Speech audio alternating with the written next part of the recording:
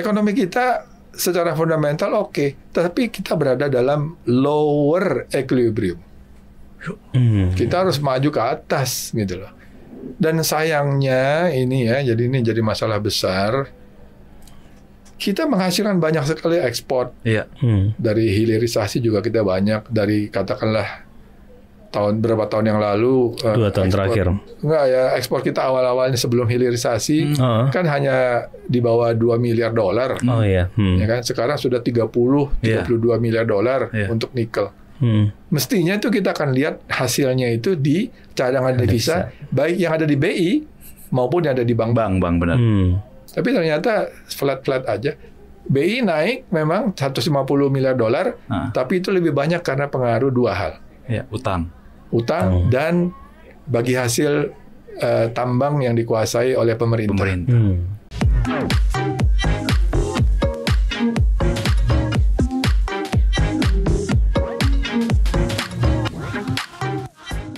Nah, tapi saya khawatir juga nih Pak Halim, kalau sumber daya alam kita makin menipis, makin berkurang, apalagi sih yang bisa diandalkan sama Indonesia kalau misalkan kita tuh terlena. Bahkan kayak orang banyak bilang sumber daya kita udah dikuasai sama asing, dikelola dengan tidak baik gitu kan, banyak bocor-bocornya kalau kata presiden yang sekarang.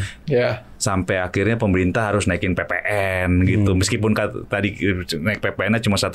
Maksudnya kan sebenarnya banyak sumber-sumber pendapatan kita yang lain kalau kita mengelolanya dengan benar gitu Pak Halim. Saya juga kadang-kadang sedih gitu ya, kenapa kita lagi gitu maksudnya Pak Halim. Gimana Pak Halim melihatnya? Ya memang harus ada. Ya, saya kira yang sempat pernah disampaikan oleh Profesor Sumitro Jaya Hadikusumo, ayah dari presiden kita sekarang, ketika dia mengemukakan inefisiensi di ekonomi Indonesia sekitar 30% hanya berbasis I-Core. Itu tahun berapa tuh? Berapa puluh tahun yang lalu coba. Sekarang jangan-jangan angkanya lebih besar lagi. Itu ngitungnya dari mana Pak Halim ya? Pakai I-Core. Oh, I-Core kita emang naik terus kan? Nah, itu waktu dia ngomong itu, I-Core kita itu masih sekitar 4-an gitu. Sekarang udah 6,5, 6,9 rata I-Core kita. Jadi makin tambah itu inefisiensi. Itu apakah gara-gara kebocoran Pak Halim atau memang? Iya, istilahnya itu kebocoran ya. Dan kebocoran itu macam-macam kan. Benar. Ada kebocoran karena memang hal yang tidak bisa kita hindari, yaitu impor. Impor itu sebetulnya kebocoran kan. Karena kita tidak bisa memproduksi dalam negeri, kita ngimpor. Benar. Nah, kalau impornya itu input untuk membantu proses produksi dalam negeri, kita masih ada proses produksi. Benar. Tapi kalau impornya barang jadi, barang konsumsi. Nah, itu akan mematikan industri yang harusnya itu bisa berproduksi lagi. Waduh. Nah, itu kebocoran. Kebocoran yang seperti itu jelek ya. Tapi ada lagi kebocoran yang lebih mungkin buat kita lebih serius. Karena korupsi. Iya betul. Nah, ini yang harus kita cegah dan juga kita mengambil langkah-langkah yang lebih tegas gitu loh. Jadi kalau kita berbicara bagaimana caranya meningkatkan penerimaan negara, ya itu harus dikurangi dulu itu kebocoran ini. Nah itu maksud jadi kalau kebocorannya terkait dengan katakanlah inefisiensi karena kita ada kalah saing, kita harus pintar-pintar nih. Tapi yang ini dalam kendali kita, bukan dalam kendali kita, dalam kendali pemerintah. Kalau mereka bisa melakukan berbagai langkah-langkah perbaikan sistem, perbaikan proses kerja, bagaimana membuat agar penegakan hukum itu menjadi lebih kredibel, gitu ya. Dan ini yang perlu dilakukan. Makanya kalau sorry nih Mike, lihat lagi tadi kita ngomong China. Di Cina koruptor aja dihukum mati paling. Oh iya betul. Nggak ada nggak ada tawar menawar. Nggak ada ragu-ragunya. Ada lagi sekarang negara yang lagi jadi naik daun juga, Vietnam. Oh ya. Nah itu juga kan sistem hukumnya kan kuat juga Pak Halim. Nah bagaimana Pak Halim melihat Cina, habis itu Vietnam. Nah kita nih pelan-pelan nih kalah. Bahkan kayak kemarin saya juga ngobrol sama orang bursa saham gitu. Kenapa sih bursa kita kok turun terus? Turun terus. Ternyata fund manager lebih melihat Vietnam. Jadi mereka lebih taruh. Ini orang kredibel Pak Halim. Maksudnya mereka lebih ke Vietnam dibanding ke Indonesia. Saya bingung nih. Pak Halim mungkin juga bisa ngasih pandangan juga gitu. Apa ya sebenarnya yang terjadi sampai kita bisa dibalap tak gitu loh. Manufakturnya tiba-tiba kok Vietnam muncul gitu. Iya. Sebelum saya jawab ya. Mungkin kita bandingkan saja antara kita dengan Filipina lah. Kita selama ini selalu merasa lebih unggul dari Filipina ya. Tapi dalam bidang penerimaan pajak kita kalah sekarang. Dan itu hanya dilakukan pada waktu pemerintahan presiden ayahnya yang wakil presiden sekarang, Presiden Duterte. Ketika mereka mulai melakukan katakanlah reformasi di bidang perpajakan ya, itu rasionya nggak jauh-jauh dari kita, 10-11%. Sekarang mereka lompat jadi 13-14%. Kita turun. Ya karena ketegasan dari pemerintah Duterte memberantas korupsi itu. Wah, menarik. Nah, itu yang sekarang boleh dicek kok, boleh dilihat berbagai berbagai ini referensi ya. Gitu. Nah, itu yang artinya memang memerlukan ketegasan dan juga langkah-langkah Filipina bisa ditiru lah. Ya walaupun mungkin tidak menembak mati orang itu ya, tapi paling tidak itu ada lessons learn-nya di situ. Benar. Gitu ya. Nah, sekarang kembali mengapa kok masyarakat kita sekarang cenderung pergi ke luar negeri gitu loh ya di bidang keuangan. Nah, ini adalah salah satu masalah pokok fundamental yang kita hadapi di sektor keuangan. Sektor keuangan kita sekarang ini secara fundamental baik-baik saja. Ada keseimbangan. Tetapi keseimbangannya kalau menurut saya berada dalam level yang di bawah. Maksudnya gimana tuh Pak Halim? Ya sekarang sih kalau kita lihat secara makro suku bunga 6%. Ya. Inflasi rendah 1-3. Benar. Ya kita ambil range lah ya. Nah kelihatannya kita bisa bertahan di situ. Nilai tukar kita memang beberapa tahun ini cenderung melemah. Tetapi melemahnya itu terkendali. Karena BI mempertahankan supaya tidak meledak-ledak. Dan itu diikuti oleh pertumbuhan ekonomi yang 5% ini. Kalau kita bacain ya, pertumbuhan ekonomi 5%, inflasi 1-3, lalu nilai tukar suku bunga sekitar 6%, dan kemudian nilai tukarnya cenderung melemah tapi terkendali. Ini adalah keseimbangan yang kita capai di sektor keuangan, financial. Tapi saya katakan ini sebetulnya tidak efisien dan juga lebih karena kita tidak punya basis fundamental ekonomi yang kuat dalam mendorong tadi pertumbuhan yang sekuler tadi. Kita nggak punya teknologi yang membuat ekonomi kita bisa tumbuh tanpa terlalu tergantung kepada situasi ekonomi dunia. Dan kita nggak punya inovasi. Nggak punya produk-produk yang inovatif. Mungkin cuma sawit aja, tapi dihambat gitu. Betul. Kalau pakai nikel ya sumber daya alam itu. Benar. Itu kita ngimpor teknologinya dan modalnya. Nah, sekarang dengan situasi seperti ini selama berpuluh tahun, coba dilihat rasio M2 terhadap PDB. Ya. M2 itu maksudnya uang beredar kan? Uang beredar dalam arti luas. Dibagi dengan size ekonomi kita. Itu rasionya naiknya pelan sekali. Dulu ketika 20 tahun yang lalu, ya katakanlah setelah reformasi ya, itu dia turun banyak, 30 lebih sekian, sekarang udah naik sekitar 45-an sampai menuju ke 50%. Naik sih, tapi pelan. Ini adalah indikator yang merefleksikan dalamnya sektor keuangan kita. Ini indikator yang dipakai secara internasional ya. Coba bandingkan dengan Filipina. Filipina tahu nggak udah berapa? Udah mendekati 90. Dulu sama dia dengan kita. M2 itu kan adalah uang beredar. Yang berputar gitu maksudnya gitu Pak Halim. Dan di dalamnya itu komponennya adalah dana pihak ketiga. Di bank. Giro, tabungan, deposito. Betul. Kenapa secara rasio ya? Orang Filipina naruh uangnya lebih banyak di perbankan di dalam negeri daripada di kita, daripada orang Indonesia. Karena pendapatannya dong. Pendapatannya naiknya cepat. Ya cepat, tapi ya masa sampai sejauh itu bedanya? Sampai 40 percentage point. Itu kenapa tuh Pak Halim? Karena orang mungkin nggak mau taruh uangnya di Indonesia. Ada keraguan gitu Pak Halim maksudnya. Nah, jangan bandingkan dengan Vietnam. Vietnam itu angkanya udah ratusan persen. Iya, kenapa? Jangan Pak? bandingkan dengan Thailand bahkan. Kok bisa ya begitu ya kita? Bisa orang. Dulu ada yang bilang Thailand belajar pertaniannya dari Indonesia. Bener kan Pak Halim kan? Tiba-tiba begitu kuat. Ya, nanti coba bikin tabelnya itu. Iya. Dikasih lihat ke para audiens kita. Di mana kita, pasar modal kita pun sekarang udah kalah dengan Vietnam. Dari sisi itu maksudnya Pak Halim. kapitalisasi pasar dibagi dengan PDB. Bener. Coba. Jadi artinya saya tadi kembali ke isunya. Ekonomi kita secara fundamental oke, tapi kita berada dalam lower equilibrium. Kita harus maju ke atas gitu loh.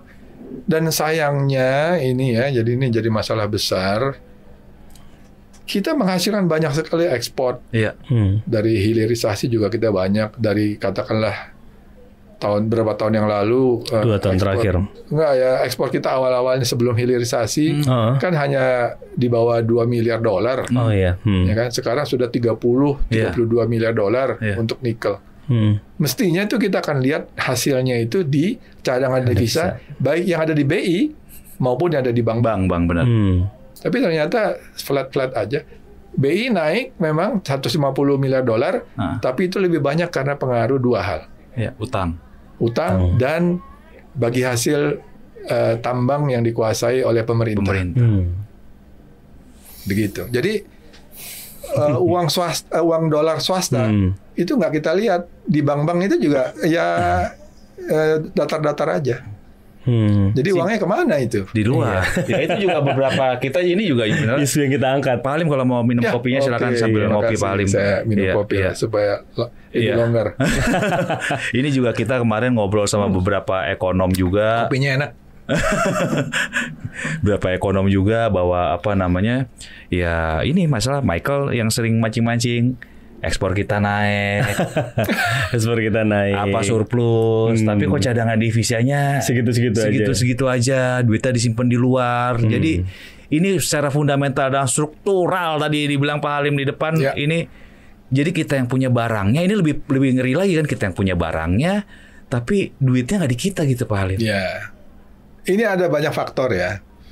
Ya saya ngomong jujur aja, ya mungkin kita agak susah juga karena punya tetangga Singapura sebagai pusat keuangan paling tiga di Asia Tenggara. Udah dunia nggak bahkan sekarang Pak Halim kayaknya. Ya paling nggak di Asia Tenggara lah ya.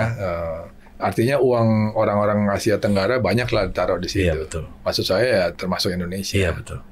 Mengapa mereka taruh di sana? Mungkin pertimbangan praktis dan juga pertimbangan ekonomis.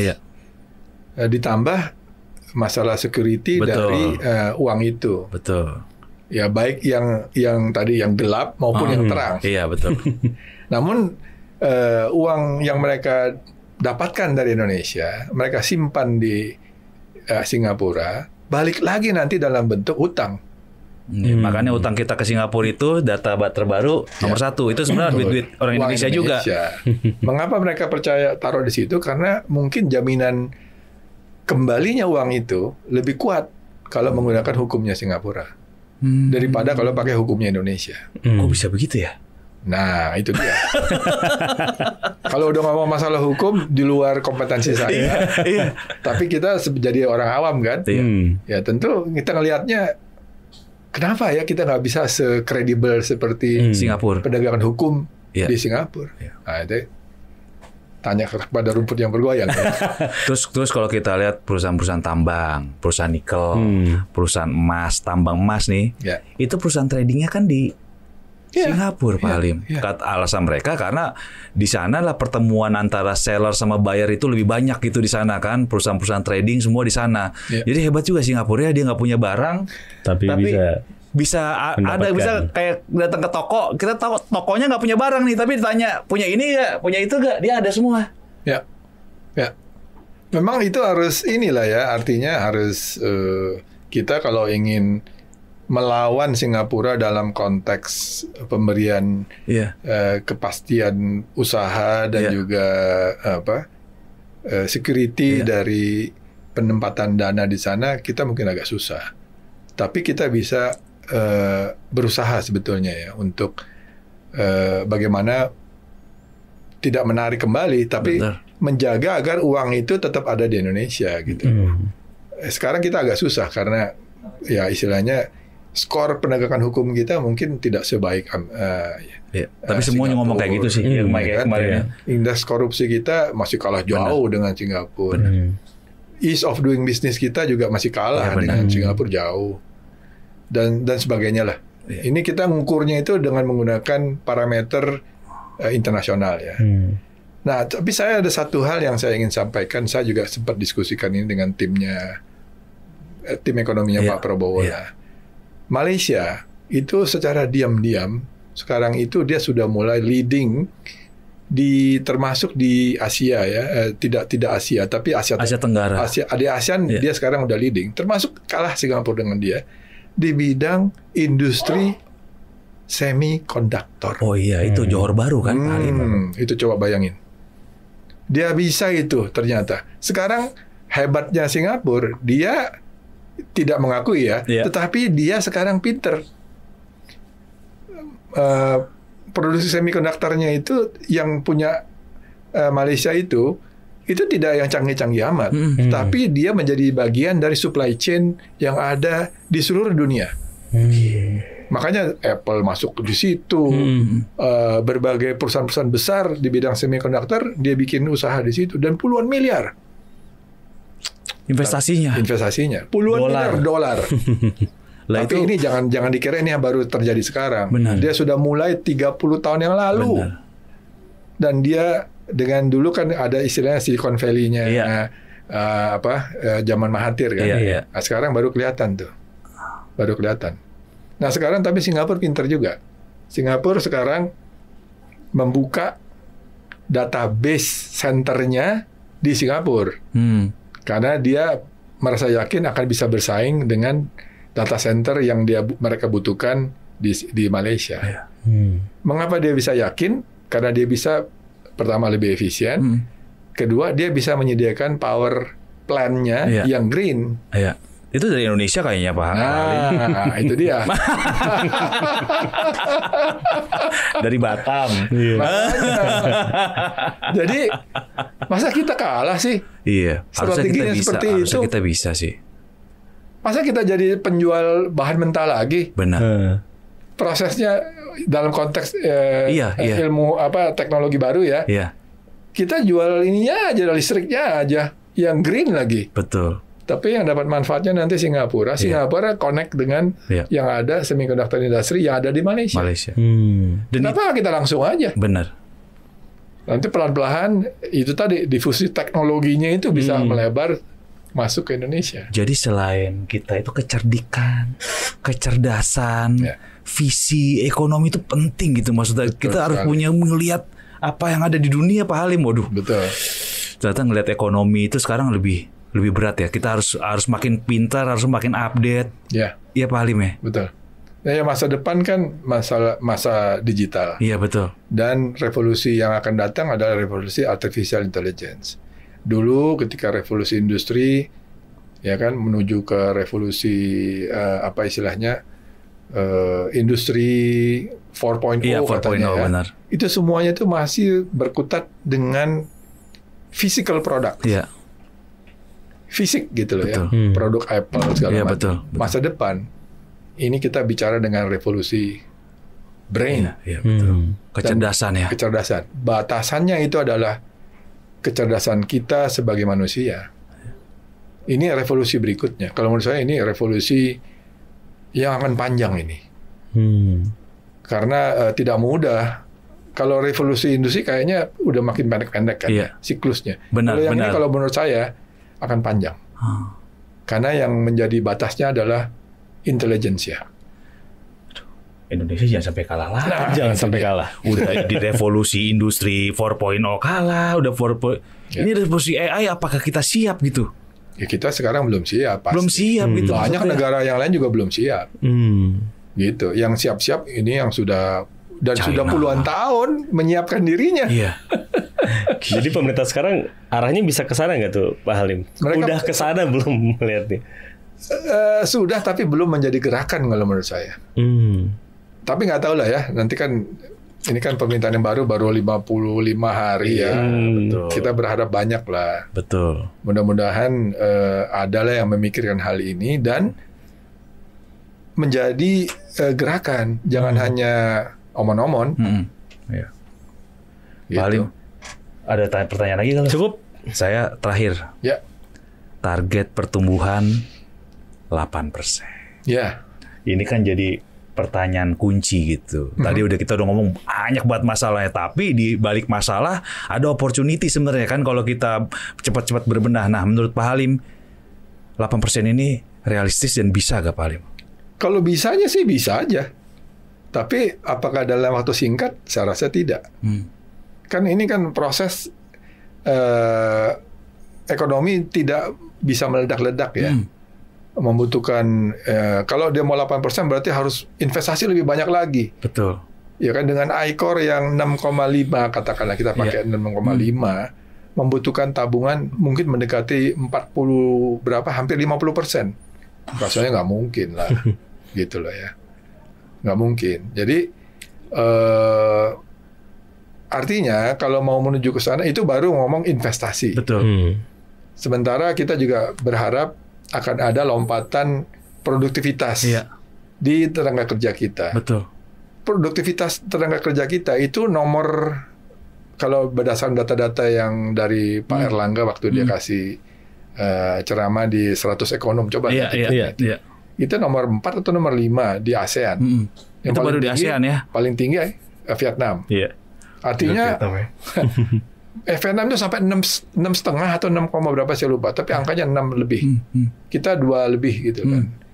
Artinya menggunakan data itu, kalau kita di sana 3 kali lebih produktif dari kita. Betul. Kira-kira seperti ya udah itu. Pasti kalah lah orang kalau misalnya kita jadi pemodal, Pak Halim. Kita lihat dulu mau nanganin 1 triliun gitu ya. Lalu dalam 1 jam bisa berapa barang yang di... Iya, betul sekali. Nah, yang ketiga adalah teknologi itu sendiri. Inovasi. Kita nggak punya. Kecuali di bidang sawit kali. Iya. Ya, itu terbatas banget ya. Terbatas kita. Jadi pertumbuhan sekuler yang kita harapkan bisa menjadi pendorong ekonomi tumbuh secara berkesinambungan, kita masih cuma yang saya tahu ya cuma itu sawit aja. Ya ampun. Kalau yang lain ya bidang AI sebetulnya ya tadi Johnson Huang memberikan hints gitu ya. Itu kita bisa membuat lompatan teknologi sebetulnya. Tapi ya ini kita perlu suatu katakanlah kebijakan, konsistensi, insentif di bidang ini, gitu loh. Dan itu mudah-mudahan saya nggak tahu, tapi mudah-mudahan bisa kita lalui dan menjadi kenyataan. Tapi tidak dalam waktu yang dekat ini. Itu yang tadi pertanyaannya kembali kalau 8% itu. Karena struktural tadi kali ya, fundamental dan struktural itu harus diperbaiki Pak Halim ya. Ya semoga tapi artinya gini. Saya berharap banyak kalau terutama yang kebocoran tadi. Karena kita jangan mengambil cara yang gampang saja gitu. Betul. Kita harus mengadres masalah pokok yang kita hadapi di Indonesia ini. Memang sulit, tapi kalau tidak dilakukan, siapa lagi yang mau membenahi negara ini? Benar. Gitu korupsi, kebocoran itu udah harus dihapus. Nggak mungkin kalau kita berharap dari negara lain untuk membenahi masalah kebocoran ini. Betul. Harus kita kok. Betul. Dan itu saya kira kalau kita tidak mau melakukan itu ya sudah. Berat yang lain-lainnya udah kita akan terjebak di dalam keseimbangan yang rendah itu. Berharap banyak sama background militer Pak Prabowo lah gitu. Kemudian tegas. Ya. Pak Halim, makasih banyak nih udah 1 jam lebih ya. 1 jam lebih kita ngobrol. Semoga nanti kalau ada isu lagi kita pasti undang lagi Pak Halim untuk berbagi ilmu ekonominya. Siap. Sobat Cuan tadi kita udah lengkap ya ngobrolin isu hot soal ekonomi, apa yang harus dilakukan supaya kita semua belajar nih kayak kuliah nih sebenarnya sama Pak Halim nih gitu ya. Semoga nih bermanfaat buat kita. Ini maksudnya kita ngobrol kayak gini biar kita semua sadar gitu. Kita semua bisa berjuang ya Pak, bersatu untuk ke arah yang lebih positif. Indonesia nggak kalah sama negara-negara lain. Kita tahu tadi kondisi global rumit, ruwet. gitu ya, gelap lah istilahnya. Kalau kita bikinnya gelap, karena kita nggak tahu kalau kita nggak maksudnya kalau kita tadi dari Pak Halim ya Pak, kalau kita bergantung sama orang lain ya berat ya Pak ya. Oh iyalah. Kita paling nggak harus bisa berdiri di kaki kita sendiri dulu. Betul. Supaya ekonomi kita itu makin bagus, rakyat pakai sejahtera ya Pak Halim ya. Pak Halim, kita atas nama Cuap-Cuap-Cuan terima kasih atas kehadiran Pak Halim, semoga sehat selalu ya Pak. Amin. Terima kasih. Ya Michael juga ya Mike ya. Kita akhiri podcast kita untuk edisi bersama Halim Alamsyah. Semoga bermanfaat. Sampai jumpa di podcast Cuap-Cuap Cuan yang lain. Oke, saya Wahyu Daniel bersama Michael undur diri. Sampai jumpa.